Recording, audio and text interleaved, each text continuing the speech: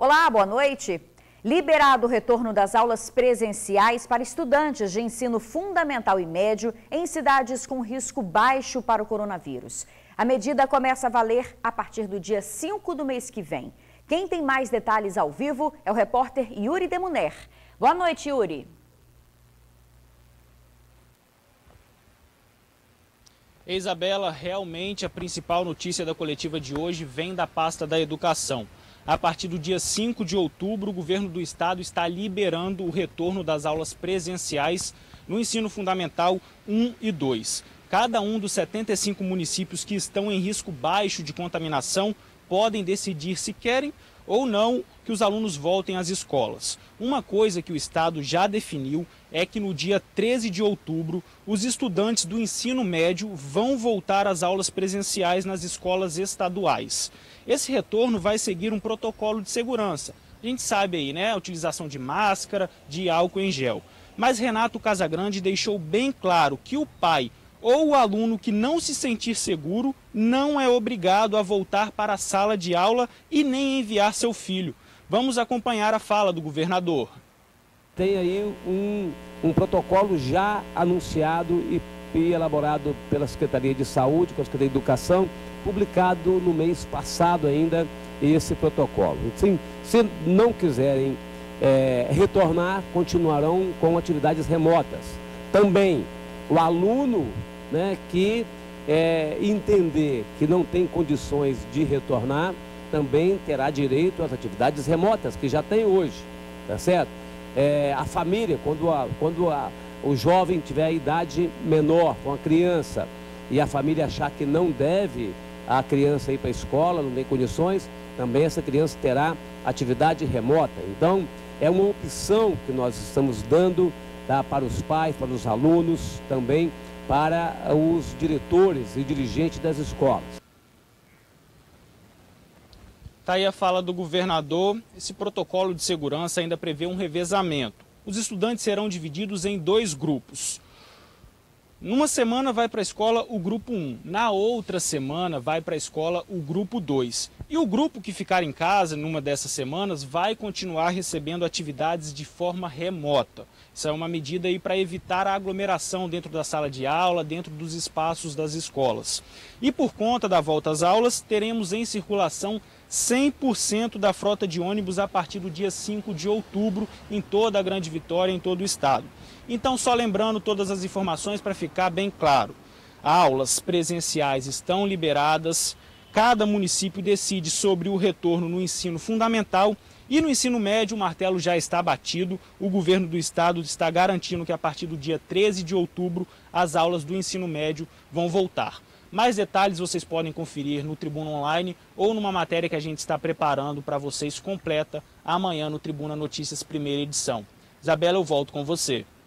Ok, Yuri, muito obrigada pelas suas informações. 8 pessoas foram presas, acusadas de vender carne de cavalo, como se fosse carne bovina em Cariacica. O produto era vendido até em supermercados. Ao todo, 2 toneladas de carne foram apreendidas.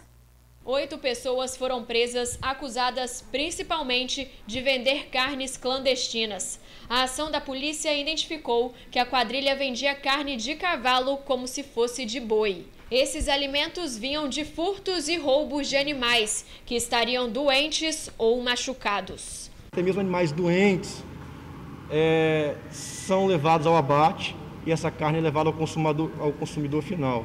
Em relação ao abate clandestino, a gente tem a possibilidade de doenças que acometem os animais, os bovinos, suínos, e também podem acometer a gente, como tuberculose, como cisticercose, que a comum é a neurocisticercose, que é uma doença degenerativa nervosa, né, que vai te destruindo o tecido nervoso, então você vai começando a ter problemas psicológicos, que pode levar a óbito. Supermercados, restaurantes e até pessoas físicas compravam e revendiam essas carnes sem procedência. Essa carne ela foi apreendida na região de Cariacica, mas, segundo as investigações, elas também podem estar comercializadas em outras áreas da Grande Vitória. Os suspeitos foram acusados de vários crimes, principalmente o crime de saúde pública. Os animais vinham principalmente de Minas Gerais, Bahia e do interior do Espírito Santo. A polícia apreendeu 2 toneladas de carne sem identificação de procedência, R$24 mil e 7 armas durante uma operação que aconteceu nesta sexta-feira. Foram 4 meses de investigações que começaram a partir de boletins de ocorrências de furtos e roubos de gado nos municípios de Viana, Cariacica e Santa Leopoldina. E durante essas investigações, nós constatamos que o fato era realmente uma rede criminosa. A ação foi feita em áreas rurais de difícil acesso, por isso contou com o apoio da equipe do Notaé. São crimes que afetam a saúde pública, as relações de consumo, a ordem tributária, porque a sonegação clara de impostos ao se adentrar com carne clandestina. Uma operação extremamente importante para evitar que essas pessoas continuem agindo assim e prejudicando também aquele produtor rural que tem o seu animal, né, que ele tem com muito cuidado, né, e, enfim, quando ele amanhece, ele encontra o seu animal todo desossado no meio do pasto. Olha, na ação também foram apreendidas 10 toneladas de trigo que estavam em uma carcaça de ônibus. Os sacos teriam sido roubados do porto no momento do desembarque. Já já você confere os riscos para a saúde de quem consome carnes nessas condições. Câmeras flagraram um intenso tiroteio em São Gabriel da Palha, no norte do estado. A polícia foi acionada após o roubo de uma caminhonete. A câmera de um imóvel filmou o momento da troca de tiros. Os policiais militares revidaram o ataque dos criminosos. O tiroteio aconteceu 2 minutos após o roubo de um veículo em São Gabriel da Palha. Há imagens do crime. São quase 8 da noite de quinta-feira. A família está dentro desta caminhonete. Repare esses 2 homens que passam pela rua. Um deles saca a arma e aponta para a motorista. O outro cerca o carro. A mulher que está na calçada se desespera e corre. A família sai às pressas do veículo. São 2 mulheres e 2 crianças. O criminoso ainda faz um disparo para apressar a vítima e foge com o carro. A S10 foi recuperada após a ação da polícia, com 18 marcas de tiros na lataria e nos vidros. Apesar do susto, a família passa bem. A mulher estava com a mãe, a filha e o sobrinho. Eles iam comemorar o aniversário em uma pizzaria. No final, teve que ir à delegacia reconhecer os bandidos presos. Um deles foi ferido pelos disparos. Olha, o suspeito continuava internado, o outro já estava no presídio. A família não se feriu e recuperou a caminhonete que não tinha seguro. Agora imagine ser abordado por um bandido e ainda ter que ensinar o criminoso a dirigir o seu próprio carro. Uma moradora de Novo México, em Vila Velha, passou por essa situação. E ela não é a única, viu? Quem vive no bairro há quase uma década reclama que falta um olhar mais atento para a comunidade. Ela prefere não mostrar o rosto, está assustada. É que essa semana, enquanto dormia no conforto do lar, o carro do lado de fora quase foi roubado. Olha aí como é que foi essa situação. Os suspeitos estão andando na rua, avistam um veículo. Um deles entra no carro enquanto o outro empurra. Eles chegam a virar a esquina, não conseguem levar o automóvel e fogem. Estava com a porta amassada, né, que eles tentaram por cima, e com o pisca-alerta ligado, o painel embaixo do volante, eles tentaram tirar. Gelei na hora. Não sei nem para onde eu fui, eu acho que a alma saiu do corpo. O carro foi encontrado exatamente aqui, onde a gente está, na contramão, nessa avenida que fica aqui no bairro Novo México, em Vila Velha. Inclusive um bairro que está sofrendo com a insegurança. Só para vocês terem uma noção, essa semana, aqui no bairro, uma padaria foi assaltada em plena luz do dia. Ou seja, morador, comércio sofrendo. E também tem um outro caso. Um caso que chamou bastante atenção, um caso curioso. Dá uma olhada. As 2 mulheres conversam na calçada, isso às 3 da tarde. Os 2 homens chegam e um já vai logo para o volante, enquanto o outro rende as vítimas armado.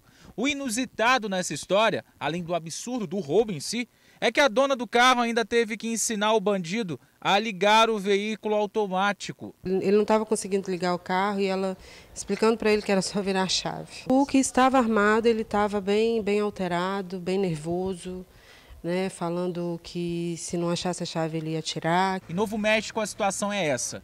insegurança. A moradora que quase teve o carro roubado se entristece. Eu acho que as leis têm que mudar. Eles estão enxugando gelo, prende, solta, aí estão tudo na rua. Realmente é preciso rever essa legislação, né? A Polícia Militar diz que faz o policiamento ostensivo ali no bairro e pede também para que o morador, se presenciar algum tipo de crime, acione imediatamente uma viatura via 190. Olha, nós vamos para um rápido intervalo. Na volta temos os dados da pandemia no Espírito Santo. E ainda, o estado registra 3 acidentes com ciclistas por dia.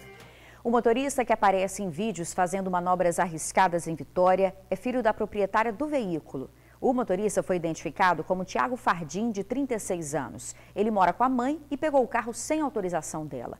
O condutor trabalha com o pai instalando esquadrias de alumínio, mas por causa da pandemia recebe auxílio emergencial. As manobras foram registradas no começo da semana no Parque Moscoso. Olha, quem faz esse tipo de manobra pode ficar preso por até 3 anos, além de ser multado e ter o direito de dirigir suspenso. Bom, agora vamos atualizar os dados da pandemia aqui no estado. O Espírito Santo tem 128.265 casos confirmados, já são 3.485 mortes. 118.218 pessoas recuperadas da doença. De ontem para hoje, gente, foram 26 novas mortes, quase 900 novos casos e o número de pessoas curadas foi de 975. Olha, agora a gente fala de mobilidade urbana. Por dia, 3 ciclistas sofrem acidentes no trânsito em estradas capixabas. Ontem nós mostramos aqui no TN2 que um ciclista perdeu a vida após ser atropelado por um micro-ônibus em Vila Velha. Para quem anda de bike, é importante também estar atento às regras de trânsito. Não subestime a magrela. A bicicleta ela não é um brinquedo que você dá a uma criança. É muito mais. É um meio de transporte. Inclusive, é com ela que o Wagner vai e volta do trabalho, também resolve os problemas. Por aqui, na Carlos Lindenberg, ele passa todos os dias na ciclofaixa e tá um perigo. Muita prudência.